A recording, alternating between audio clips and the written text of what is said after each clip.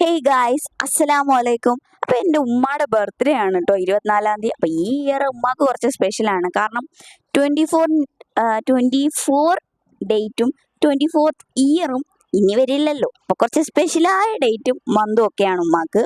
അപ്പോൾ അമ്മക്ക് വേണ്ടിയിട്ട് കുറച്ച് സർപ്രൈസ് കൊടുക്കാനുള്ള പുറപ്പാടിലാണ്. ഞങ്ങൾ ആദ്യമേ പോയി ഡ്രസ്സ് എടുത്തതിന് ശേഷം കേക്ക് ബുക്ക് ചെയ്യാൻ അസ്രൂ കേക്ക് സ്റ്റുഡിയോയിലേക്ക് പോയി.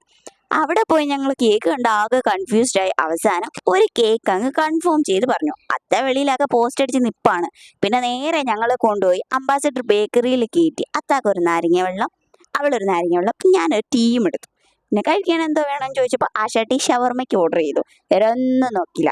ഞങ്ങൾ രണ്ട് ഷവർമ്മ പറഞ്ഞു, അത്ത ഒരു പപ്സും കഴിച്ചു. ഇതെല്ലാം കഴിച്ചു കഴിഞ്ഞ് ഞങ്ങൾ നേരെ വീട്ടിൽ വന്നു.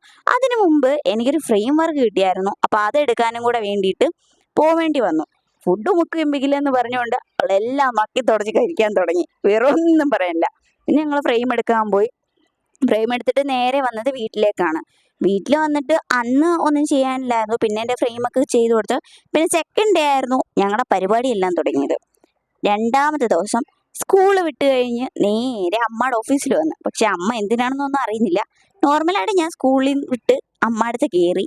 എന്തിനാണെന്നും അമ്മ അറിയുന്നില്ല. നേരെ ഞാൻ പിന്നെ അത്തായെ വിളിച്ചുകൊണ്ട് നേരെ കേക്ക് സ്റ്റുഡിയോയിലേക്ക് പോയി. കാരണം അടുത്ത ദിവസം അമ്മയുടെ ബർത്ത്ഡേ ആണ്. 12 മണിക്കാണ് ഞങ്ങൾ പ്ലാൻ ചെയ്തിരിക്കുന്നത്. നേരെ കേക്ക് സ്റ്റുഡിയോയിലേക്ക് പോയി ബുക്ക് ചെയ്ത കേക്ക് കൈ ഓടിങ്ങി കൈ പറ്റി. അതിൻ്റെ ബാലൻസ് ക്യാഷും കൊടുത്ത് നേരെ ഇങ്ങ് പോയി.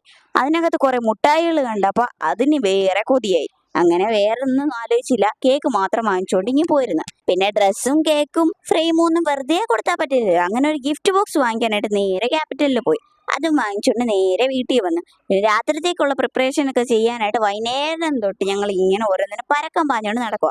വേറെ ഒന്നും ആലോചിച്ചില്ല, കേക്ക് വീട്ടിൽ വെച്ചാൽ അമ്മ കണ്ടുപിടിക്കും. സോ നേരെ കൊണ്ട് അപ്പുറത്തെ വീട്ടിൽ കയറ്റി. അവിടുത്തെ രാത്രി 12 മണിക്കാണ് ഞങ്ങൾ കേക്ക് എടുക്കാൻ പോയത്. പിന്നെ രാത്രിത്തേക്കുള്ള കുറേ കാര്യങ്ങളും ഇങ്ങനെ സെറ്റാക്കി കൊണ്ടിരുന്നത്.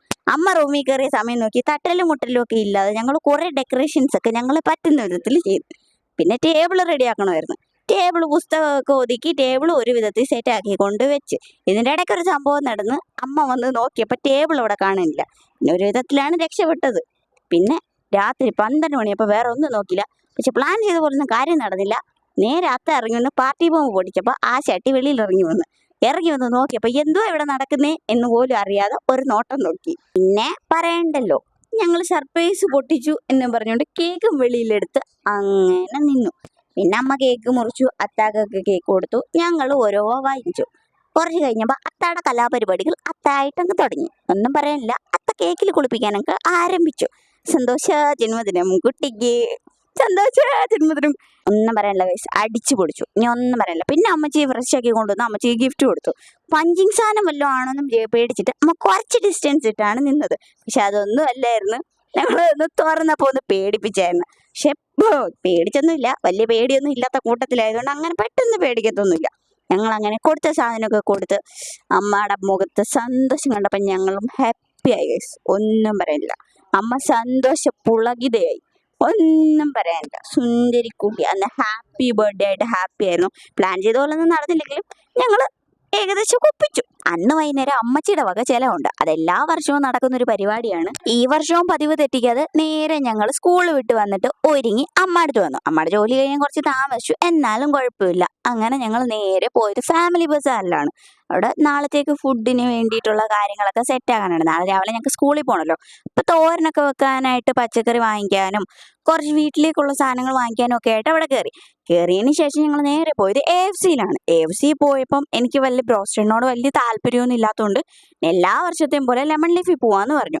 എല്ലാവരും ലെമൺ ലീഫിൽ പോയി. ഫുഡ് കഴിക്കാനായിട്ട് ഞങ്ങൾ നേരെ അത്താടെ 2 ഫ്രണ്ട്സൊക്കെ ഉണ്ടായിരുന്നു കൂടെ. അങ്ങനെ അവരും ഞങ്ങൾ 4 പേരും കൂടെ അടിച്ചു പൊളിച്ച് ഇങ്ങനെ ഫുഡ് സെലക്ട് ചെയ്യാനായിട്ട് ഇങ്ങനെ ഇരിക്കുകയാണ്. ഞാനാണെങ്കിൽ ആകെ മെനു കണ്ടിട്ട് ആകെ കൺഫ്യൂസ്ഡ് ആയിപ്പോയി. ഏത് വേണം എന്നുള്ള ചിന്തയിൽ. അങ്ങനെ ഞങ്ങൾ എല്ലാവരും ഇങ്ങനെ തമാശയും പറഞ്ഞ് സംസാരിച്ച് ഓരോ കാര്യങ്ങളൊക്കെ പറഞ്ഞ് ഇങ്ങനെ ചിരിച്ച് കളിച്ചൊക്കെ ഇങ്ങനെ ഇരിക്കുകയാണ് ഗൈസ്. അപ്പോഴേക്കും ഫുഡ് വന്നു. എല്ലാവരും മന്തിയാണ് ഒന്നിച്ച് ഓർഡർ ചെയ്തിട്ട്.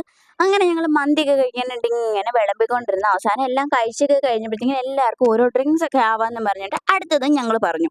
അങ്ങനെ അതൊക്കെ കഴിഞ്ഞ് ഞങ്ങൾ ഓരോ ഫലൂഡ, ഷേക്ക്, ഐസ്ക്രീം ഇതെല്ലാം പറഞ്ഞ് അതെല്ലാവരും കഴിച്ച് ഇങ്ങനെ വയറ് ഫുള്ളായിട്ട് ഇങ്ങനെ ഇരിക്കണം. വടിച്ച് നക്കാണ് നമ്മുടെ തൻസീർ മാമ അടിപൊളിയായിരുന്നു. വൈബാക്കി ഗൈസ്, ഒന്നും പറയാനില്ല. നമ്മുടെ ബർത്ത്ഡേ ഞങ്ങൾ അടിച്ചു പൊളിച്ചു ഗൈസ്. എല്ലാ വർഷത്തെ പോലെ ഈ വർഷം കുറച്ച് സ്പെഷ്യലായിട്ട് തന്നെ അമ്മക്ക് കൊടുത്തു. അങ്ങനെ ഞങ്ങൾ എല്ലാവരും തിരിച്ച് വീട്ടിൽ പോവാണ് ഗൈസ്. ഓട്ടോ കാത്ത് നിൽക്കുക. പിന്നെ നൈറ്റ് ആയതുകൊണ്ട് ഓട്ടോ കിട്ടാൻ കുറച്ച് പാടാണ്. പിന്നെ ഒന്നും നോക്കാനില്ല, തൻസീർ മാമ പോയി ഓട്ടോ വിളിച്ചുകൊണ്ട് വന്നു. വീഡിയോ എല്ലാവർക്കും ഇഷ്ടപ്പെട്ടെന്ന് വിശ്വസിക്കുന്നു. അടുത്ത വീഡിയോ ആയിട്ട് വരുന്നിടം വരയ്ക്കും അസ്സലാമു അലൈക്കും.